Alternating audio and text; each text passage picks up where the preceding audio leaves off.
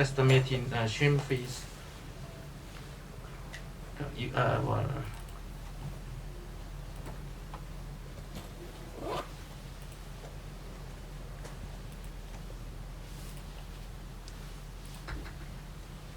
okay, please. Okay. Good afternoon, everyone. I'm Chu-Chan Lee, and I'm from National Taiwan University. And what I'm going to talk about today is the automatically estimating shrimp feed residue using CNN and an underwater imaging system. My advisor is Dr. Yanfu Guo.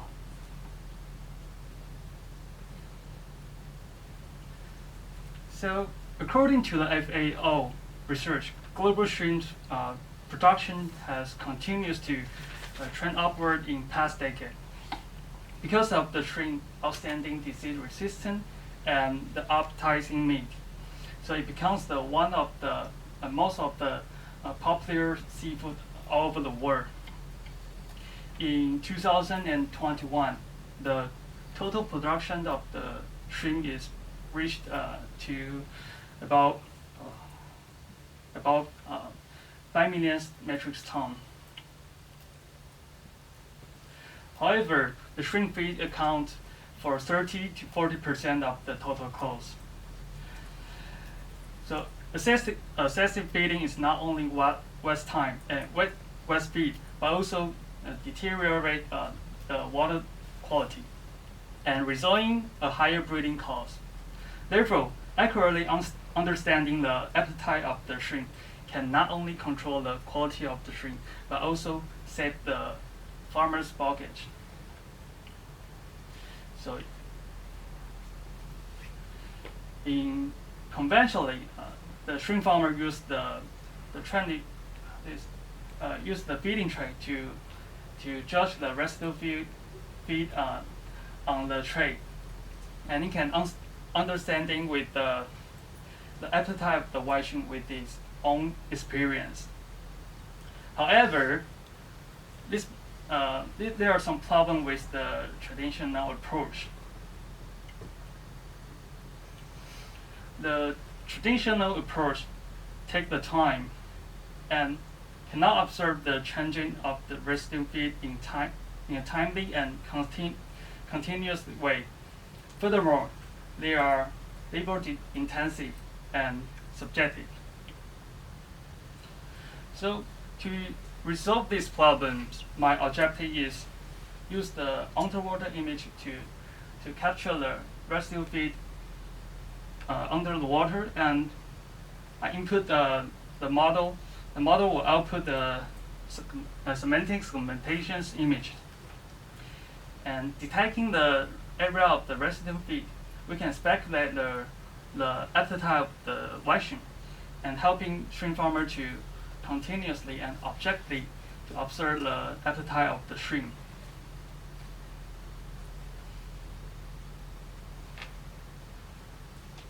And the white shrimp is a benthic animal, so I use the underwater imaging system to shoot from the bottom of the breeding ponds. Therefore, you can let me clearly to see the residue feed in the image. The underwater imaging system was equipped with the wide-angle lens. Therefore, the captured image need to be calibrated and resized. And totally, there are 500 images in my dataset.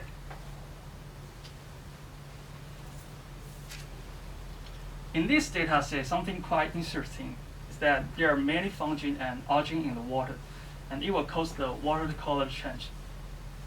For example, the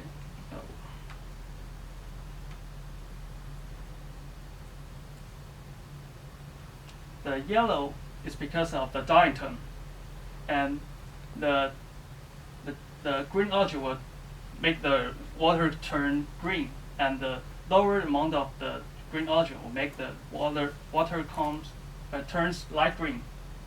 Besides this diatom and algae, the pH value, the oxygen value, and water quality, and especially the sunlight exposure will affect the water quality. And these three types of image is evenly distributed in the training data set.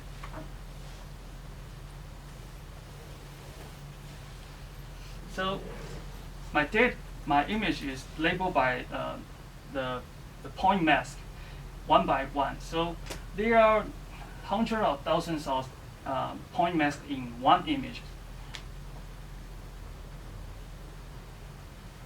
The shift, horizontal flips, rotation, explosion, sharper, and contrast were applied on the training dataset as image augmentation. In this project, I used the UNet as my model. UNet is a U-shaped decoder and encoder network architecture, and it is used to approach in any semantic segmentations task, and which is consists of the encoder, decoder, and bridge. And what is encoder? There are 4 encoders in this model, and the encoder can extract the feature of the input image from layer by layer.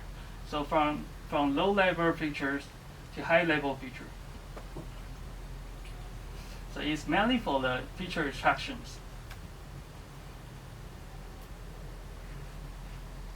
And the decoder is to do the opposite of the encoder.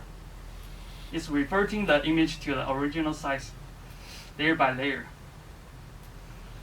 So it's mainly for the localization of the object.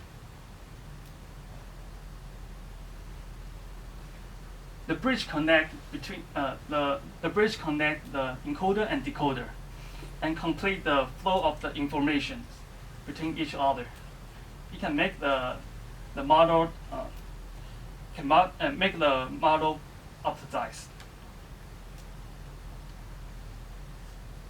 Here's my training detail. I use the RMS program as my optimizer. And there are about 400 images for training and about 100 for test. So let's move on the result. The most important metrics of this model is the dice coefficient. And the dice coefficient is similar with the IOU. And it represents the degree of the overlap between the ground truth and the predicted mask. So after training 50 epochs, the best dice coefficient reached about the 0.89, and the loss can optimizing the model performance, and it constantly to oscillate between 0.6 and 0.12.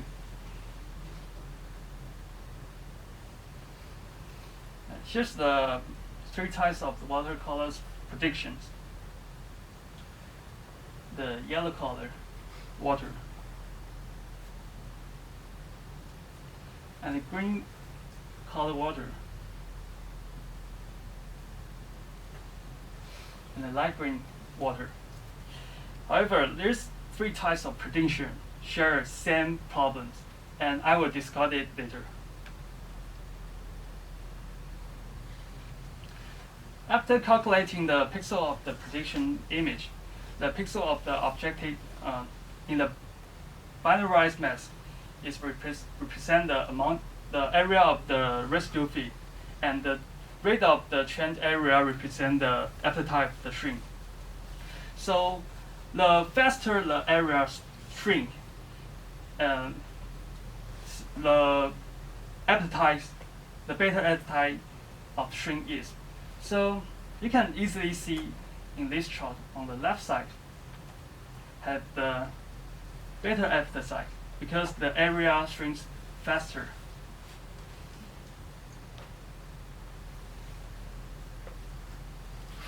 So what is my prediction problem? Some detail missing will happen at the residue feed spare area. So as you can see over here, you're supposed to have some residue feed, but you missed the details. And I speculate the problems come from the imprecise labeling, because my label is not precise enough to capture the detail feature. So my conclusion, my model can achieve the dice coefficient of 0.89, and the model can provide the objective index of the Western epitotype to help the shrimp farmer to continuously and objectively to observe the epitotype of the shrimp. In the future, I'm gonna increasing precisely labeled data to improve my model and develop a better epitotype metrics. Furthermore, I will do the edge computing to make the whole process work more efficient. And thanks to Dr. Yuannan Zhu from National Taiwan University and the Cargo Shrimp Farm from Kaohsiung, Taiwan. Thanks for your attention.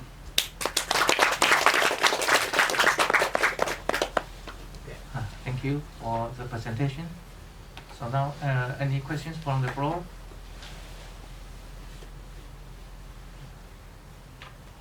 Please. Will the shrimp eat the residual feed above the camera? Above the camera? Yeah, the residual feed on the camera. No, because they have a, hold on.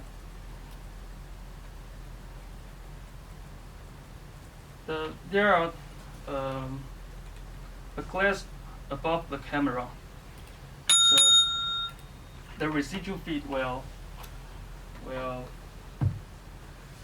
be over here, so you are not on the directly on the camera. Is that what you mean?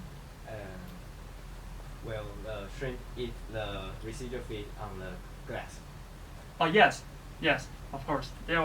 If you throw the feed on the camera, the shrimp will come here together and eat the feed.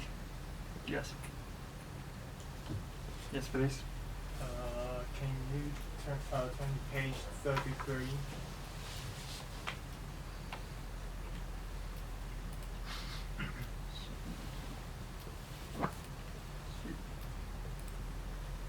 Yes. I see the predict photo, the right lower corner. There's some some feet. Oh yes. Yeah. I guess it is because the shadow of the input photo. So can you fix the shadow problem? Or this is not a shadow. I don't know. Yes, because this is the shadow problem. That's right, and it's because the shadow features sometimes similar with the residue feed. So the computer will misunderstanding this is a residue feed. So my method is to expose more lightly on this side to solve this problem. Yeah, please. I want to ask, how do you deal with the problem on the input image? There are word camera 01. How do you deal with it? Oh, this one?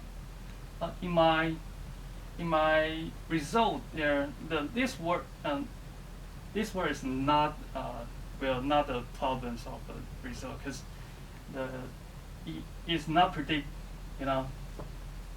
here's not have this word on the predictions. So if you label the precisely of the residue feed, the camera will ignore this word. Yeah, Yes, please. when the farmer put down the feed, does the feed will follow the water go out of the camera? Yes, and so this is one of the problems. So we use the barrier besides the camera to capture this all featured in our length, in our size, so the feed will not flow away. More questions? Yeah, I have a similar, please. When the shrimp eats fish, will it be seen as be labeled as a residue? Oh, it would not. Hold on. So as you can see, here's a shrimp, but it will not label. It will not predict as the residual feed. If you label precisely. Yeah. But Yes. if the shape of the feed looks like the shrimp, will the model to misclassify the? No, you will not detect it as the residue feed. If you, as I just said, if you label precisely, this problem will not happen. Yes. Okay, yeah, because of time, I think it's a very nice presentation. Thank you. So thank you for the speakers, and thank you all of you for attending the section. Yeah, thank you.